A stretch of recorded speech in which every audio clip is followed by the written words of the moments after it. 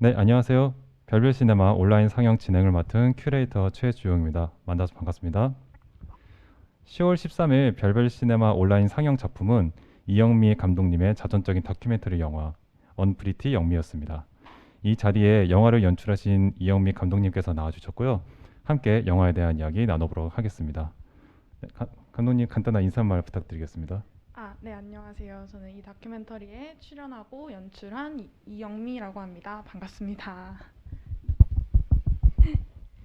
네, 채팅에 참여하시는 분들 질문이나 감상평 있으시면 언제든지 채팅창에 남겨주시고요. 제가 먼저 질문을 해드릴 건데 뭐 중간에 언제든지 편하게 말씀을 해주시면 제가 그걸 감독님과 함께 이야기하는 시간을 갖도록 하겠습니다. 그러면 이제 질문과 답을 하는 시간을 가지도록 할 건데 그 전에 이벤트가 또 준비되어 있습니다. 올리시는 소감과 질문 중에 감독님께서 두 분을 선택하실 거고요. 그 선택하실 분들께 저희가 영화 관람가 한 매씩을 드리도록 하겠습니다. 먼저 영화 언프리티 영미 정말 재밌게 보았습니다. 그 말씀을 정말 드리고 싶었고요. 영화 언프리티 영미 만드시게 된 계기가 궁금한데 이 영화를 만드시게 된 계기에 대해서 설명 좀 부탁드릴게요. 네. 우선은 제가 20살 이후에 서울에 혼자 올라오고 뭔가 되게 사람들의 시선에 엄청 힘들어 했던 것 같아요. 뭔가 지하철이나 어딜 다닐 때 뭔가 외모적인 거에 엄청 신경을 많이 쓰는데 이게 그냥 신경 쓰는 정도가 아니고 나에게 너무 나를 옥죄어오는 스트레스로 작용을 해가지고 이거에서 벗어나고 싶다라는 생각에 이 다큐멘터리를 기획하고 제작하게 되었습니다. 이게 학교 워크숍 작품인 거죠? 네, 우선은 이제 학교 워크숍을 통해서 제작을 했습니다. 그러면 제작 기간은 대략 어느 정도 될까요?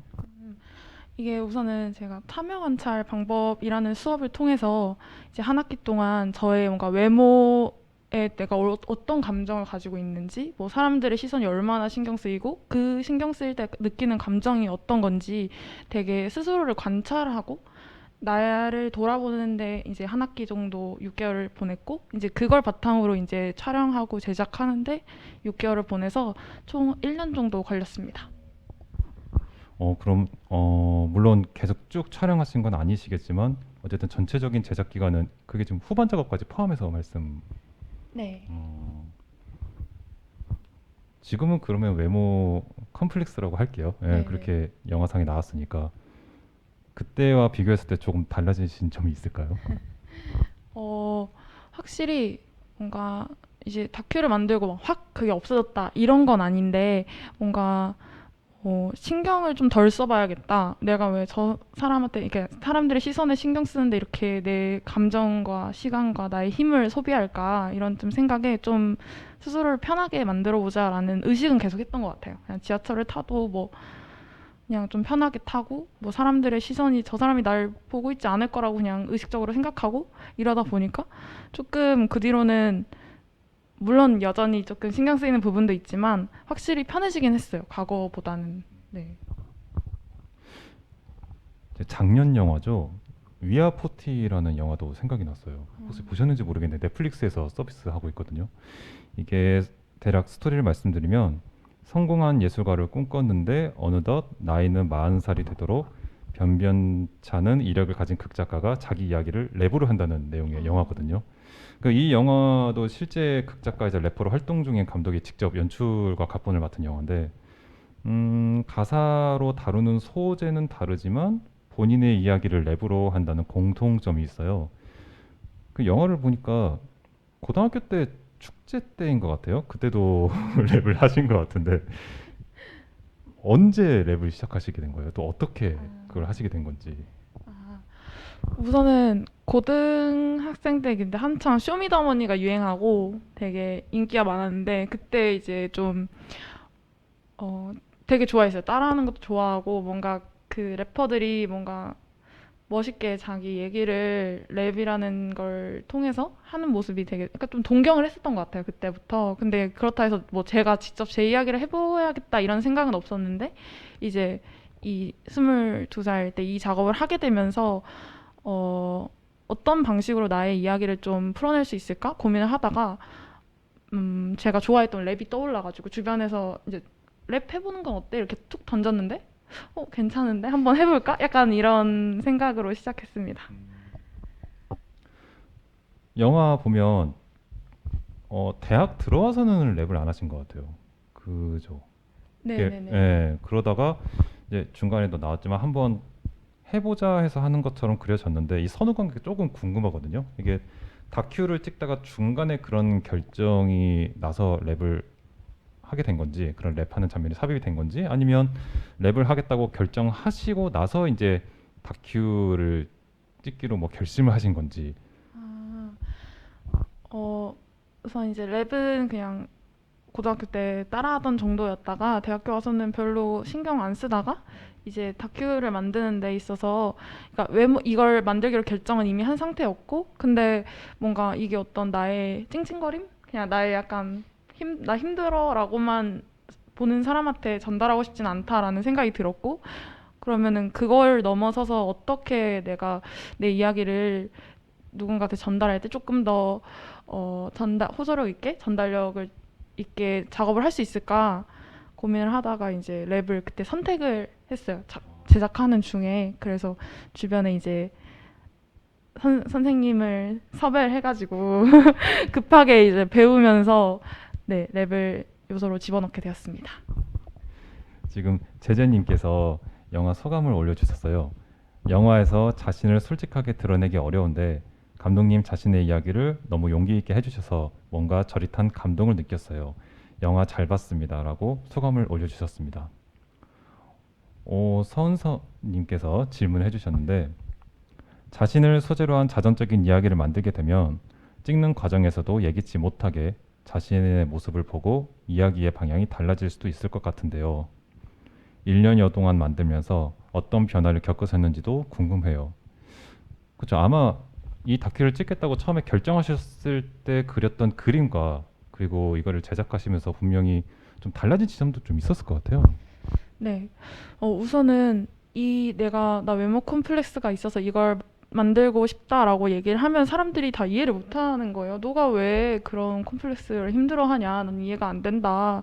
라고 했을 때 저는 그 주변 지인들의 반응이 좀 제가 받아들이는데 달라졌는데 우선 처음에는 주변 사람들이 날 이해를 못 한다. 근데 나를 잘 알고 나를 좋아하는 사람들이니까 나를 위해서 이렇게 얘기를 해주는 걸 거야. 이러면서 그 사람들의 뭔가 반응을 온전히 받아들이지 않고 좀 벽을 쳤던 것 같아요. 특히 아빠와 이제 통화 장면도 나오지만 그 전에 아빠가 얘기할 때도 아빠 딸이니까 당연히 그러겠지 뭐 이런 식으로 생각을 했는데 이제 이 영상을 계속 만들고 그 아빠랑 녹음한 걸 계속 이제 리플레이에서 계속 들었는데 편집을 해야 되기 때문에 근데 그때마다 너무 아빠의 그 마음, 그러니까 나를 정말로 사랑하고 이 말이 그냥 나를 위해서 하는 말이 아니라 정말 내가 정말 그런 사람이기 때문에 하는 말인데 내가 이걸 너무 벽을 치고 받아들이지 않았던 건 아닌가?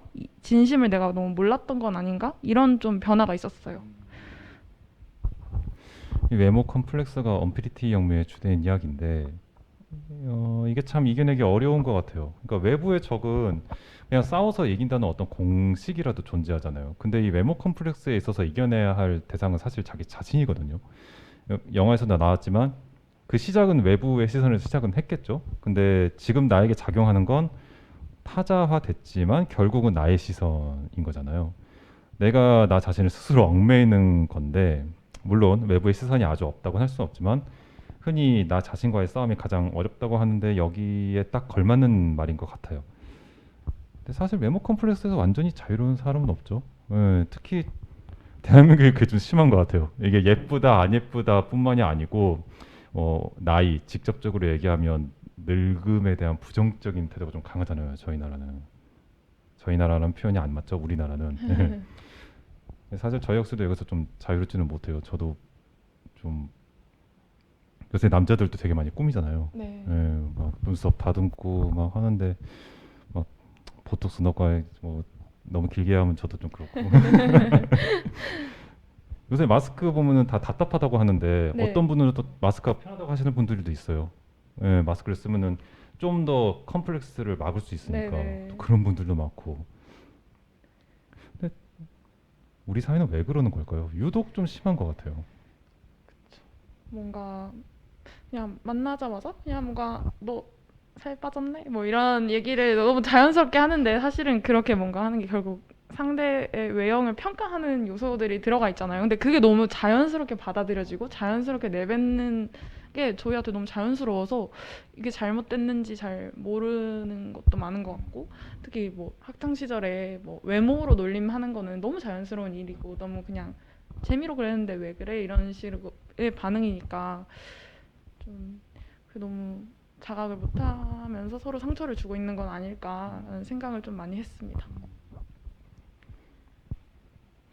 지금 꿈꾸는 손오공이라는 님께서 또 말씀을 해주셨는데 영화를 보면서 학교에서 감독님을 향해 학생들이 사용하는 별명이나 놀림이 큰 상처로 남으셨을 것 같다는 생각이 들었고 학창 시절도 많이 떠올랐습니다. 그리고 랩으로 감정과 어릴 적의 기억들을 발설할 수 있는 기회가 되어 감독님께도 의미 있는 경험이 되셨을 거라고 생각이 들었습니다. 그리고 질문을 이어서 또 해주셨어요. 감독님께 랩은 어떤 의미를 가지는지, 가로 열고 지금도 자주 하시는지, 그리고 앞으로 살아가시면서 또다시 외모에 대한 공격이나 시선이 온다면 어떤 태도나 자세로 대하시는지 궁금합니다. 일단 랩 지금도 하시나요? 지금은 그냥 감상만 하고 있습니다. 저희 랩 선생님은 저한테 저는 스스로 좀 내가 좀 박치인가? 라는 생각을 많이 했는데 실력 있다고 괜찮다고 막 응원을 해주셨지만 또 이게 생각보다 너무 어렵기도 하고 그러니까 이야기만 쓰는 게 아니라 또 뭐 플로우나 뭐 어떤 펀치라인 여러 가지 이런 걸 다 맞춰서 이걸 하려면 정말 많은 노력을 기울여야 하는데 그러기엔 조금 동력이 이제 많이 떨어져서 랩은 더 이상 하지 않고 있습니다. 그래도 그 음악을 주로 많이 즐겨서 들으시는 거잖아요. 네. 이게 감독님께서 랩은 어떤 의미를 가지는지라고 여쭤보셔가지고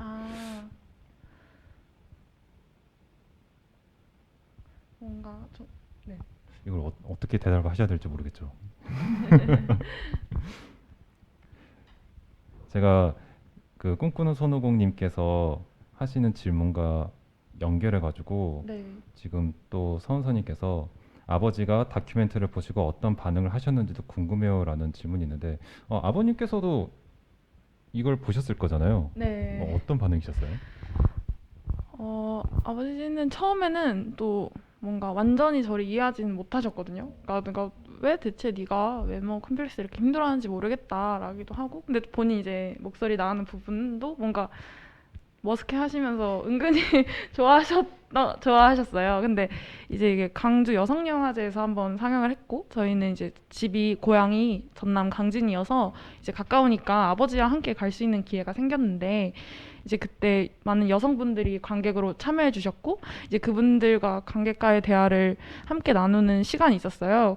그러니까 그분들이 공감을 했다라는 얘기를 직접적으로 아버지도 이제 그 자리에서 듣고, 뭔가 그런 소통하는 걸 보시니까 그 이후에 집에 와서는 조금 너의 마음이 이해가 될 것 같다라고 이제 좀 다르게 봐주시는 것도 있더라고요. 이게 뭔가 우리 딸의 뭔가 그냥 약간 그냥 딸의 개인적인 뭐 이야기라고 좀 생각을 하셨던 것 같은데 뭔가 이게 다른 분들도 공감하고 여기에서 위로받는 사람들이 있다는 존재를 아버지도 깨닫고 되게 의미가 있구나 이렇게 생각을 하셨어요.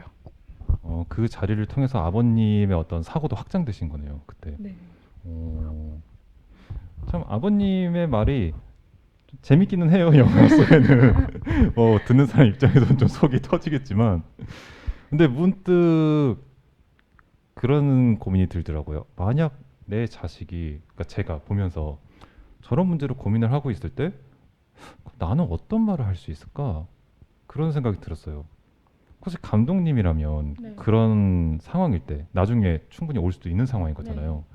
그러면 어떤 말을 해주실 것 같으신지. 저는 뭔가 세상에 정말 다양한 사람들이 있다라는 걸 좀 말해주고 싶을 것 같아요. 그러니까 뭔가 어떤 정해진 기준 속에서 보여지는 그런 그러니까 정해진 어떤 기준에 따르지 않고 뭔가 너만의 길을 좀 찾아봐라. 그러니까 그러면서 되게 다양한 사람들이 있다라는 거를 많이 보여주고 싶을 것 같아요. 어떤 제재님께서 또 말씀을 해주셨어요. 영화에서 싸우기보다 망가지기를 택했다라고 말씀하신 게 계속 기억에 남는데 오히려 이 영화에서 감독님이 랩을 하시고 쌍꺼풀 수술 후 몽타주 장면에서 자신을 희화화해서 망가지기보다 그런 편견, 놀림에 대항하는 느낌이 들어서 좋았습니다. 어떤 의도, 마음으로 영화를 만드셨는지 궁금합니다. 저는 마지막 장면에 그 어린 이영미가 해주는 말이 되게 좋았어요. 저는 제가 예쁘다고 생각해요. 그 말이었는데 전 이게 우리 모두한테 하는 말 같더라고요. 나는 예뻐요가 아니라 나는 내가 예쁘다고 생각한다. 그게 되게 중요한 것 같거든요. 예.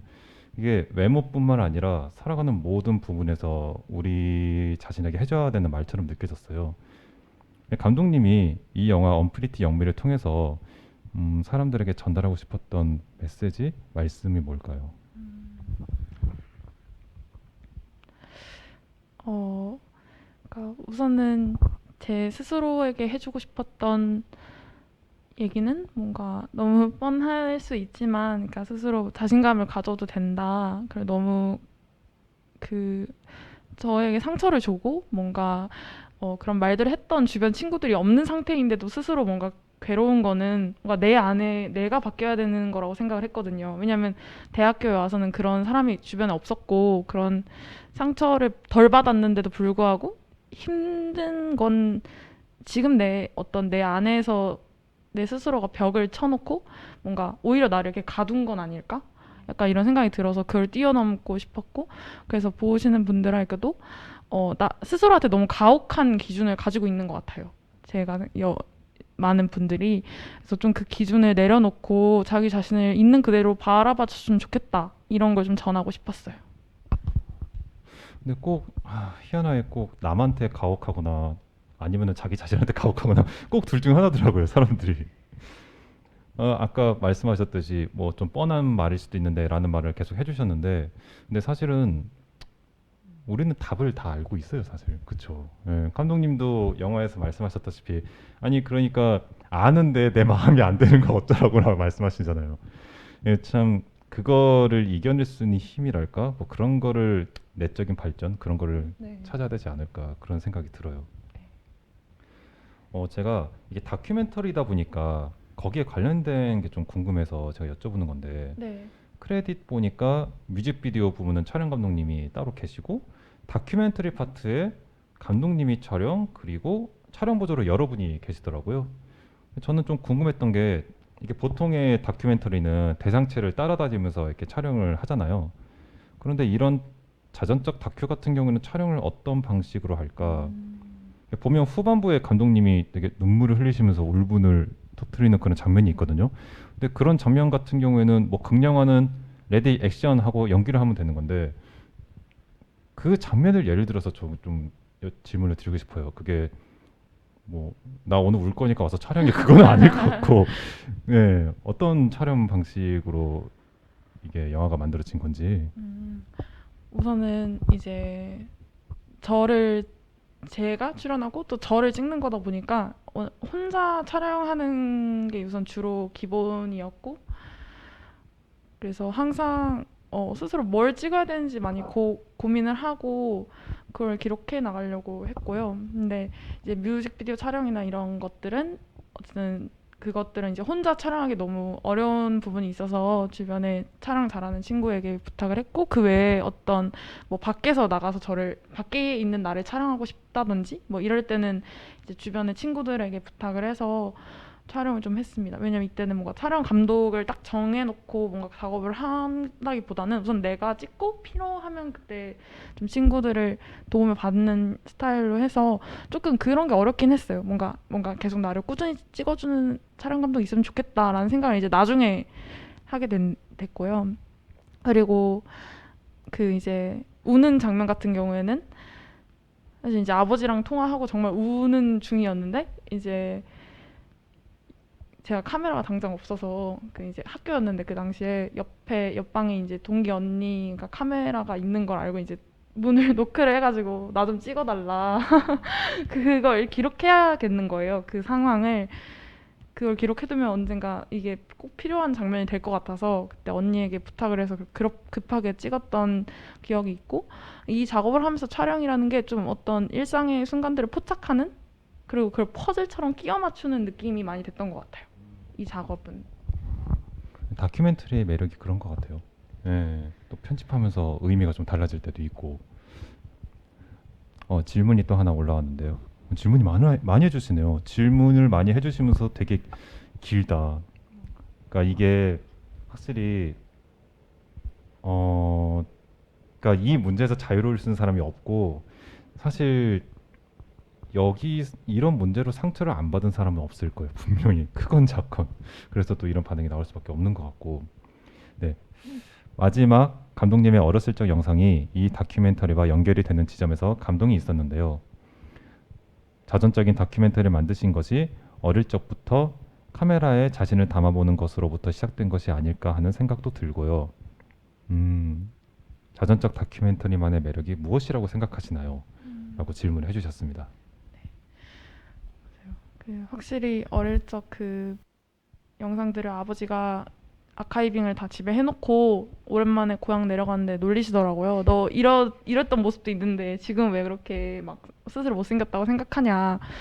그걸 보니까 뭔가 띵 하더라고요. 왜 스스로 예쁘다고 이렇게 자신감 있게 말했는데 무엇이 나를 이렇게 만들었고 어떻게 해야 될까 해서 이제 그것부터 시작한 게 맞고, 그리고 이 자전적 다큐멘터리는 처음에는 이제 내 스스로 자유로워지고 싶다, 뭔가 스스로의 마음을 편하게 만들어주고 싶다, 약간 어찌 보면 저 자신의 치유를 목적으로 제작을 하게 됐는데, 그 이후에 이제 관객분들과 만나거나 어떤 보는 사람들의 반응을 보면서 아, 이게 진짜 나만의 이야기는 아니었구나 라는 생각에, 그런 게 좀 매력이 아닐까라는 생각도 들고, 어, 저에게는 그러니까 다큐멘터리를 하면서 완전한 변화라기보다는 조금 변화의 시작이 된 것 같긴 해요. 그리고 스스로를 돌아보는 기회가 되고, 이걸 되게 정리를 해야 되잖아요. 그 누군가한테 보여주기 위해서는. 그러려면 스스로를 이해를 해야 또 그걸 전달할 수 있다고 생각해서 나를 이해하는 과정이자 나를 알아가는 과정으로서 좀 매력적으로 저한테는 다가왔습니다. 이게 가장 개인적인 것이 가장 보편적이다라는 말이 있거든요. 예, 특히 요즘의 컨텐츠들이 전체적으로 좀 그런 경향이 있는 것 같아요. 좀 더 예전에는 좀 큰 사회에 집중을 많이 했다면 지금은 좀 더 개인한테 집중을 하는, 그래서 그 개인의 작은 세계에서 오히려 그것이 좀 더 보편적인 어떤 사람들의 공감대를 이끌어내는 그런 방식이 좀 많아지는 것 같고, 자전적 다큐멘터리도 역시 비슷한 맥락 안에서 이해가 될 수 있는 컨텐츠가 아닐까라는 생각이 들었어요. 그리고 또 뭐 다큐는 또 기록이라는 그 자체만으로도 되게 사실 의미가 있잖아요. 또 이런 자전적 다큐멘터리는 역시 또 그런 또 매력이 있을 것 같고. 감독님, 이 영화에서 이게 많은 감독님들이 가장 답하기 어려워하시는 부분인데 가장 좋아하는 장면을 말씀해 주시겠어요? 가장 좋아하는 장면이요? 네, 어쨌든 이거를 좀 만든 지 꽤 오래돼가지고 한 3년이 이제 넘어가서 지금 이렇게 딱 생각했을 때 떠오르는 장면이 음, 그냥 제가 랩을 처음 딱 시작하는 그 장면인 것 같아요. 뭔가 되게 멋있게 뭔가 포즈를 취하면서 그럴듯한 표정을 지으면서 이렇게 뭔가 랩을 시작하는데, 그게 되게 저는 마음에 제가 원하는 모습이 표현이 돼가지고 좋았어요.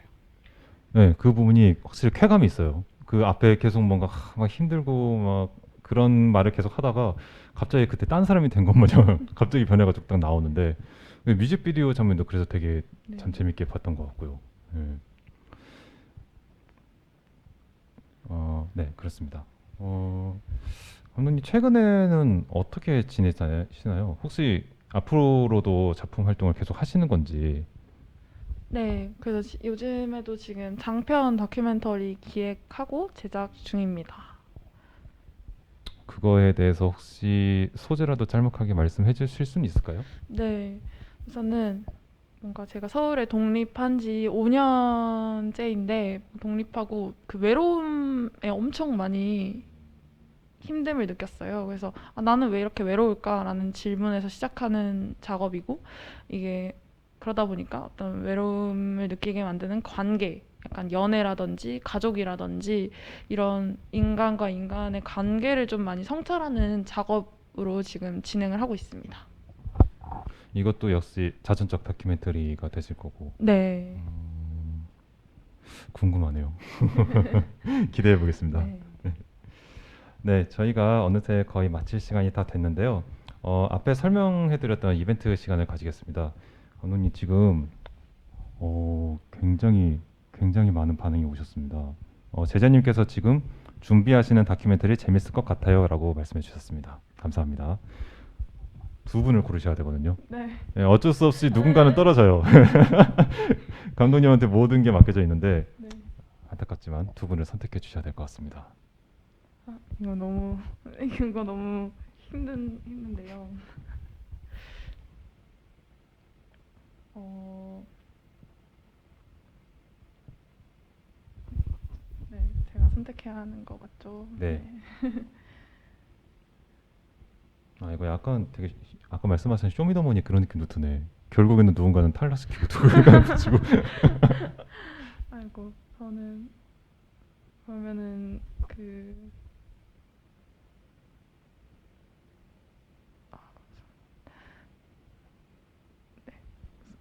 서은선님과 네, 서은선님과 네, 제재님. 네, 제재님. 네, 죄송해요. 떨어지신 분들 죄송하다고 지금 감독님께서 말씀해 주셨습니다. 네, 서은선님과 제재님, 저희가 영화 관람가 한 매씩 선물로 보내드리도록 하겠습니다. 축하드리겠습니다. 네, 오늘 보신 영화 언프리티 영미는 내일부터 인천 N방송을 통해 2주 동안 관람하실 수 있고요. 관객과의 대화가 다시 보시고 싶으신 분께서도 인천 N방송을 이용해 주시면 감사하겠습니다. 마찬가지로 인천영상위원회 유튜브에서도 관객과의 대화는 보실 수 있으니까요. 언제든지 편하게 오셔서 다시 감상해 주시면 좋을 것 같습니다. 네, 그러면 영화 언프리티 영미 관객과의 대화 시간을 마치겠습니다. 시청해 주신 분들 감사드리고요. 함께 자리해 주신 이영미 감독님께도 감사하겠습니다. 네, 그럼 2주 뒤 다음 시간에 새로운 영화로 다시 뵙겠습니다. 감사합니다.